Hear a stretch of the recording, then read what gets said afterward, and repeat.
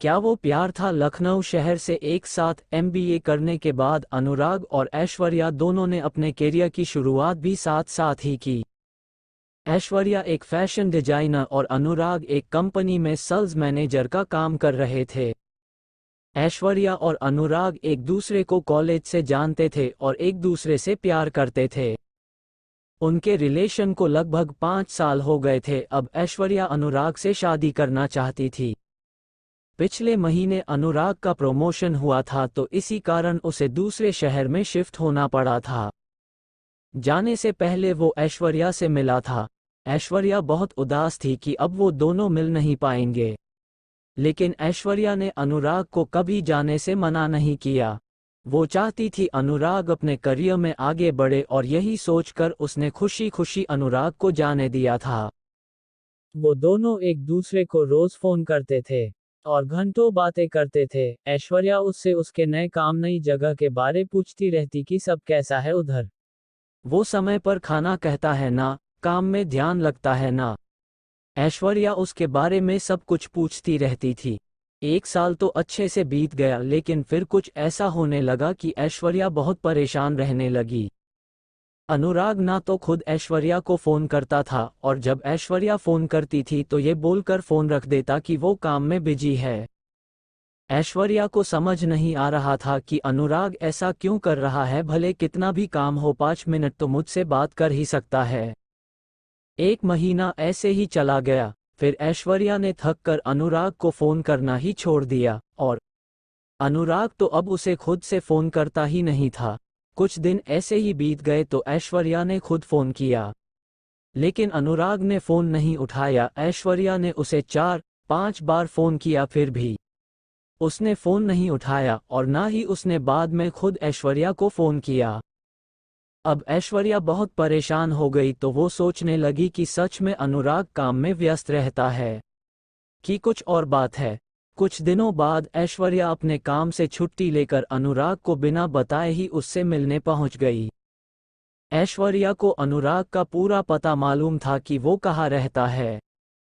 ऐश्वर्या रात के समय अनुराग के घर पहुंची थी। उसने देखा कि अनुराग के घर पर ताला लगा हुआ था।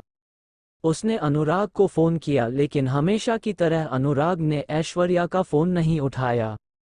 फिर ऐश्वर्या ने अनुराग को मैसेज किया कि मैं तुम्हारे घर के बाहर खड़ी हूँ, तुम कहाँ हो। थोड़ी देर बाद अनुराग ने फ़ोन किया और उसे बहुत डांटा कि तुम बिना बताए क्यों आ गई इधर। किसने बोला था तुम्हें इधर आने के लिए, ऐसा कहकर फ़ोन रख दिया। उसने ऐश्वर्या की कोई बात नहीं सुनी। ऐश्वर्या उसके घर के बाहर ही बैठी रह गई कि शायद अनुराग को ऑफिस में बहुत काम हो और मैं बिना बताए आ गई।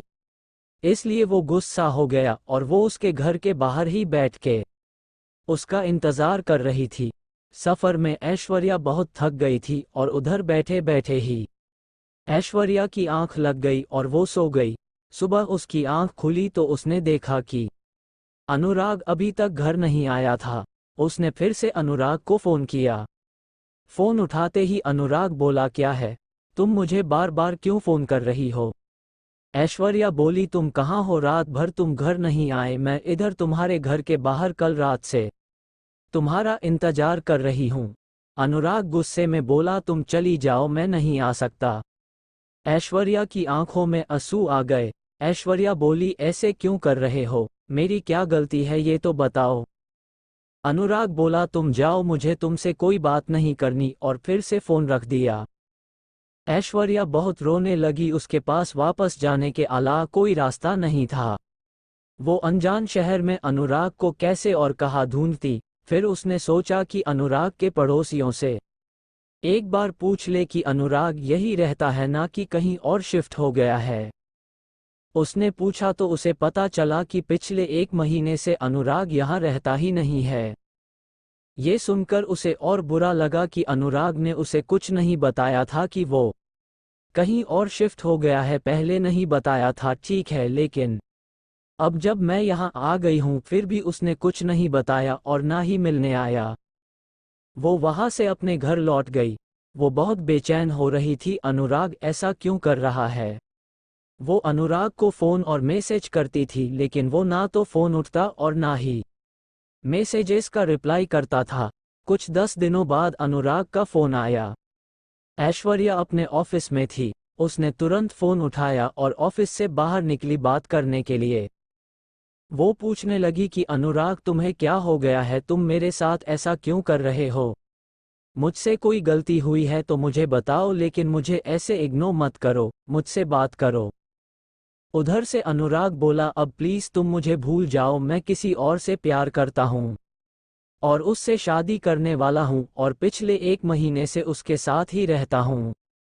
इसलिए तुमसे मिलने नहीं आया था उस दिन, हो सके तो मुझे माफ कर देना। मैं अपना फोन नंबर भी बदल रहा हूँ। इतना बोलकर अनुराग ने फोन रख दिया। ये सब सुनकर तो मानो जैसे ऐश्वर्या के पैरों के नीचे से जमीन ही निकल गई। उसका दिल बहुत ही तेजी से धड़कने लगा। वो रोने लगी और सोचने लगी, कैसे 5 साल का रिलेशन ऐसे कोई एक झटके में तोड़ सकता है। वो उसी वक्त ऑफिस से घर चली गई। वो बहुत रोई और फिर अनुराग को फोन करने लगी कि वो ऐसे नहीं कर सकता, वो मुझे छोड़कर नहीं जा सकता। लेकिन जैसे अनुराग ने कहा था कि वो अपना नंबर बदल रहा है, तो उसका फोन भी नहीं लगेगा। ऐश्वर्या डिप्रेशन में चली गई थी। वो 15 दिनों तक ऑफिस नहीं गई। उसे रोज ऑफिस से फोन आते थे। आखिर में उसके बॉस ने उसे बोल दिया कि ऐसे ही कुछ दिन और चला तो उसे अपनी नौकरी खोनी पड़ेगी। फिर कुछ दिनों बाद ऐश्वर्या ऑफिस जाने लगी, लेकिन काम में उसका ध्यान नहीं रहता था। 6 महीने हो गए उस बात को। अब ऐश्वर्या धीरे धीरे संभल रही थी। अनुराग ने फिर कभी ऐश्वर्या को फोन नहीं किया, ना ऐश्वर्या ने फिर कभी उसे फोन किया। क्या ये प्यार था या कुछ और, आप डिसाइड करिए। सच्चा प्यार इससे साबित नहीं होता कि आप कितने लंबे समय से एक साथ है।